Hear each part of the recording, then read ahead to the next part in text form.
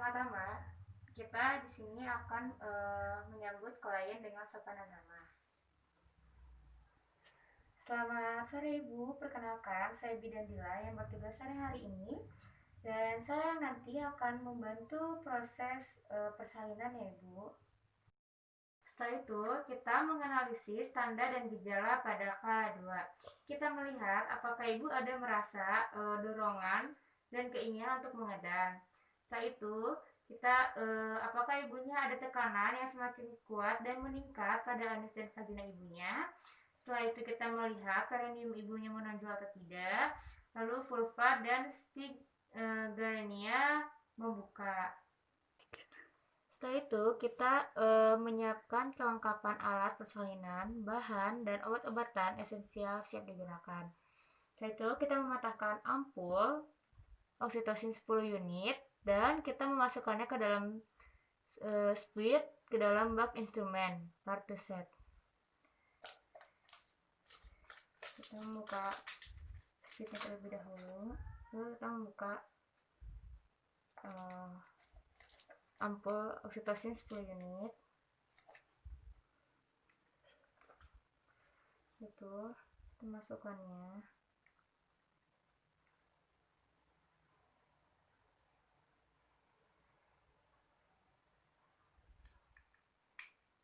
Lalu kita masukkan ke dalam bak instrumen.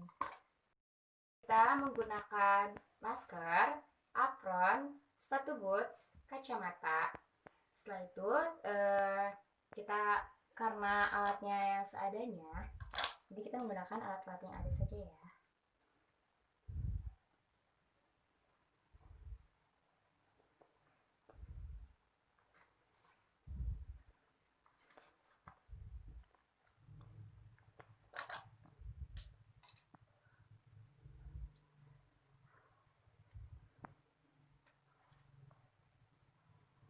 Udah, setelah itu kita memastikan bahwa kita sudah tidak memakai perhiasan atau jam tangan. Kita harus melepasnya jika kita menggunakannya. Itu kita mencuci tangan menggunakan air menggunakan sabun di bawah air mengalir.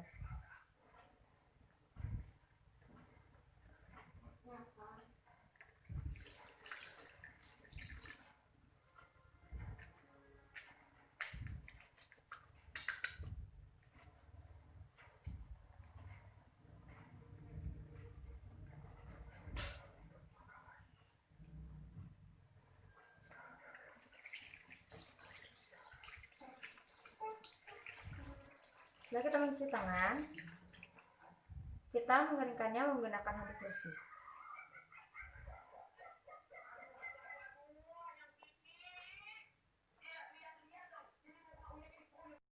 Setelah itu kita menggunakan sarung tangan DTT, tapi karena saya tidak ada sarung tangannya, jadi kita CT sudah menggunakan sarung tangan ya. Setelah itu kita memastikan pembukaan lengkap dan melihat juga keadaan janinnya.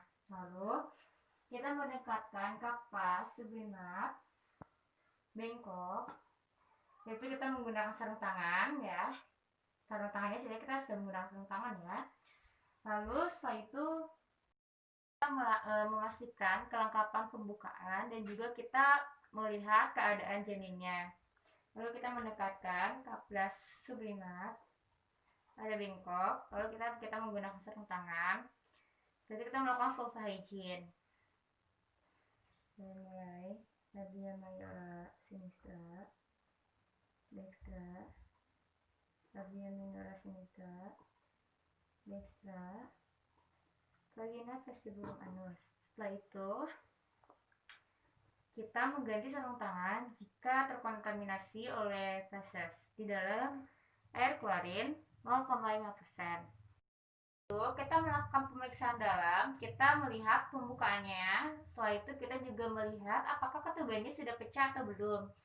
Jika pembukaannya sudah lengkap tetapi selaput ketubannya belum pecah, maka kita melakukan tindakan amniotomi. Setelah itu, jika kita sudah melakukan pemeriksaan dalam, lalu kita mengganti sarung tangan jika terkontaminasi ya di dalam air klorin 0,5%. Lalu setelah itu kita memeriksa DJJ setelah kontraksi.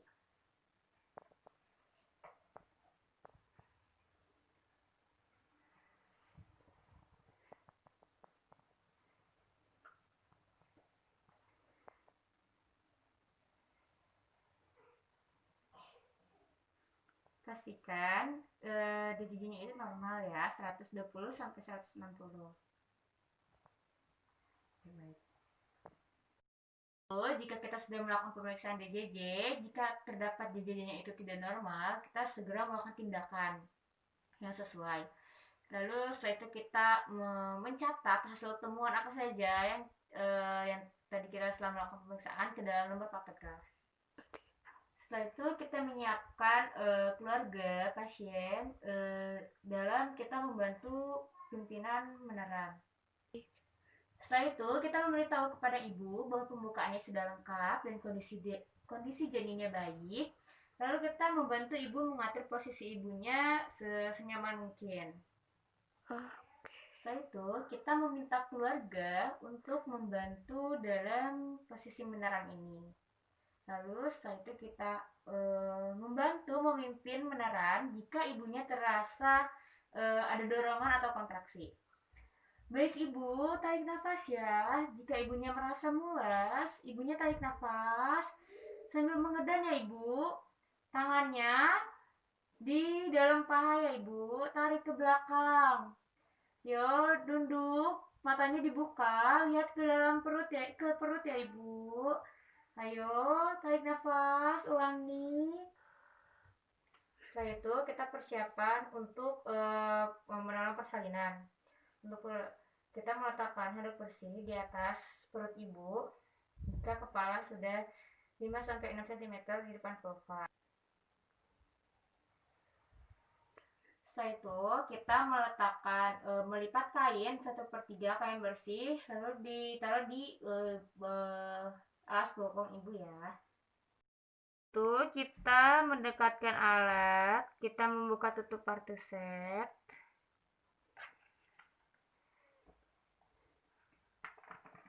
Setelah itu kita memastikan alatnya sudah lengkap, lalu kita memakai sarung tangan DTT.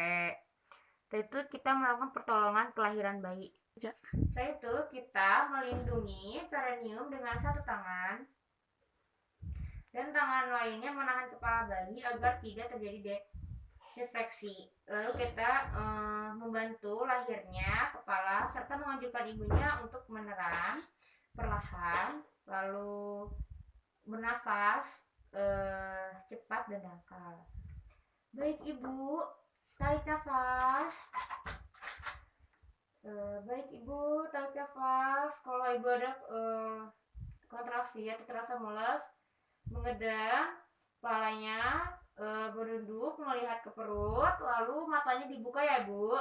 Ayo 1, 2, 3, meneran ibu. Beneran. Setelah itu kita melihat lilitan tali pusat pada leher janinnya. Jika ada lilitan, kita longgarkan. Lalu jika tali pusat yang melilitnya itu sangat kencang, lalu kita klem tali pusat di kedua tempat. Lalu kita memotong di antara kedua klemnya. Hingga kepala janinnya melakukan putaran. Setelah itu kita melahirkan bahu bayinya, putaran. Setelah itu kita melahirkan bahu. Setelah itu jika kepalanya sudah keluar, kan selanjutnya kita mengeluarkan bahu, kita melakukan pegangan secara parietal dengan tangan kanan di atas, tangan kiri di bawah. Lalu kita lakukan gerakan curam dari ke atas ke bawah sampai lahir si bahunya. Setelah itu lahirnya badan dan tungkai. Setelah kedua bahu lahir, geser tangan ke bawah perineum ibu untuk menyangga kepala bayi. Lalu kita gunakan tangan atas untuk menelusuri. Setelah itu kita melakukan penilaian pada bayi. Ini bayinya sudah keluar.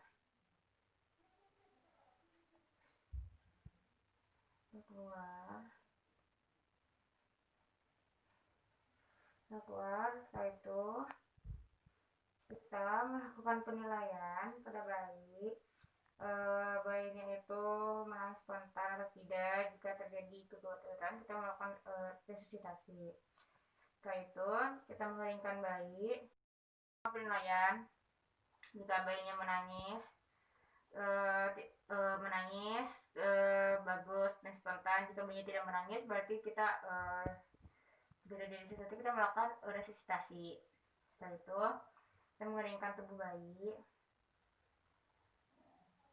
kepala bayi, lalu memeriksa kembali uterus supaya tidak ada bayi selanjutnya atau bayi kedua. Lalu kita memberitahu ibu bahwa ibunya akan diberikan suntik oksitosin 10 unit. Jadi ibu di sini saya akan melakukan penyuntikan oksitosin ya Bu.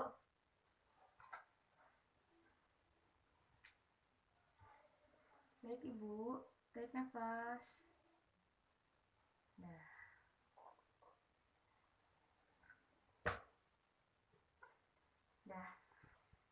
Setelah 2 menit pasca persalinan, kita menjepit tali pusat dengan klem kira-kira 3 cm.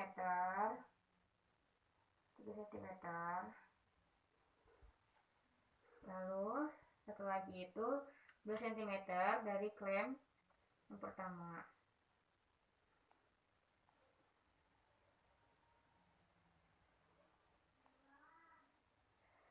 Setelah itu kita melakukan pemotongan tali pusat di antara ini.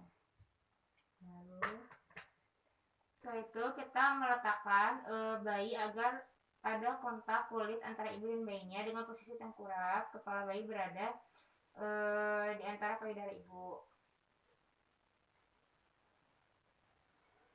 Ini ceritanya di sini sudah menggunakan kain ya. Kepala ibu berada di antara payudara dan lebih rendah dari kuping payudara ibu. Lalu menyelimuti ibu dan bayinya menggunakan kain hangat dan pasang tepi bayi. Kita selimuti ibunya dan bayinya. Jadi kita menggunakan memakaikan tepi kepada bayinya. Setelah itu kita melakukan penata laksanaan persalinan pada kala 3. Pertama kita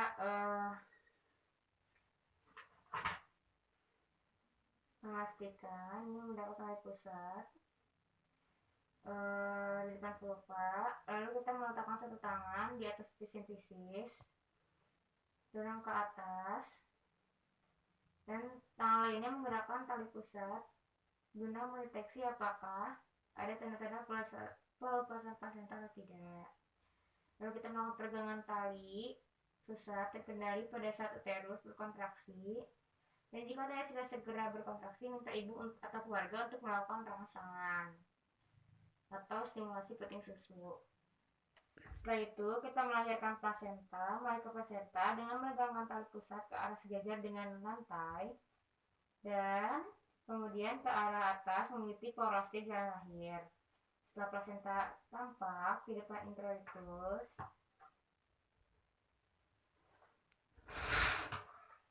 lalu kita melakukan pemutaran searah jarum jam. Plasenta tampak depan introitus vagina. Lahirkan dengan hati-hati, melakukan putaran searah jarum jam. Lalu sampai plasentanya lahir. Lalu kita meletakkannya dalam wadah.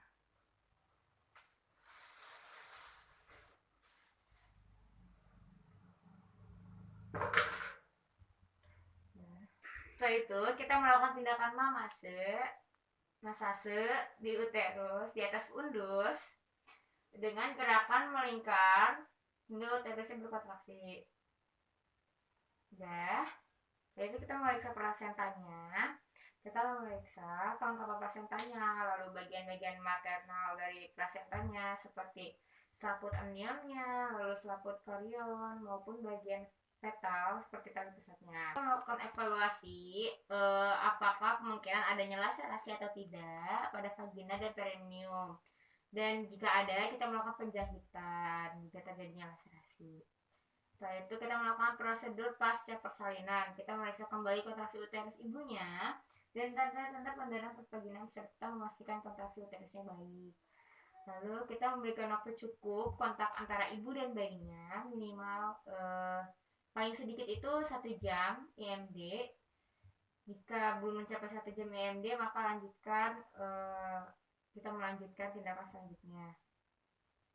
Setelah itu kita memberikan tetes mata, antibiotik, dan vitamin K melalui IM di paha kiri setelah 1 jam dan lakukan penimbangan pengukuran bayi. Kenapa kita memberikan tetes mata ya guys? Tetes mata bayi, lalu vitamin K, IM di paha kiri, IM, dah.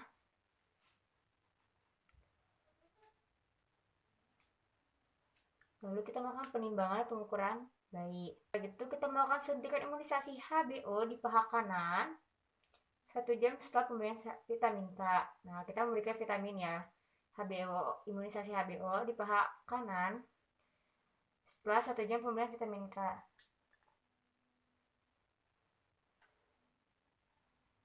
Nah, setelah itu kita melakukan evaluasi, melanjutkan pemantauan kontraksi untuk mencegah terjadi pendarahan pervaginam, mengajarkan ibu dan keluarga memeriksa kontraksi uterusnya yang baik itu seperti apa. Kita mengajarkan dan untuk masasenya uterus apabila kontraksi tidak baik. Nih, kita mengajarkan ibu untuk kontraksi yang baik. Setelah itu kita mengajarkan kepada ibu untuk kontraksi yang baik itu protein ibu merasa kencang, kontraksi di laba itu keras. Lalu kita mengajarkan juga untuk gimana itu cara masase pemeriksaan seperti tekanan darah, suhu, pernafasan, urin, dan pengeluaran pendarahan. Kita mengukur tekanan darah ibunya. Kita lakukan ini setiap 15 menit pertama.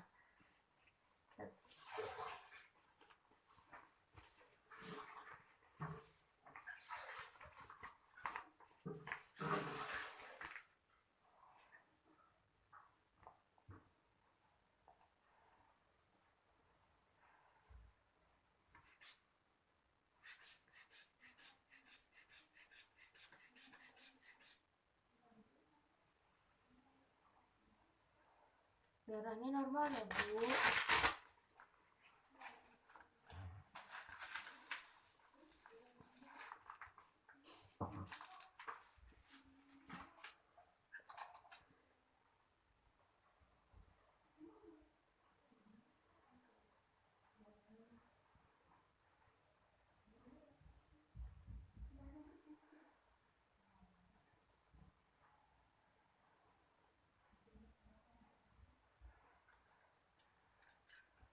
Setelah itu kita pastikan kembali untuk pernafasan bayinya ini normal atau tidak, pengap-pengap atau tidak.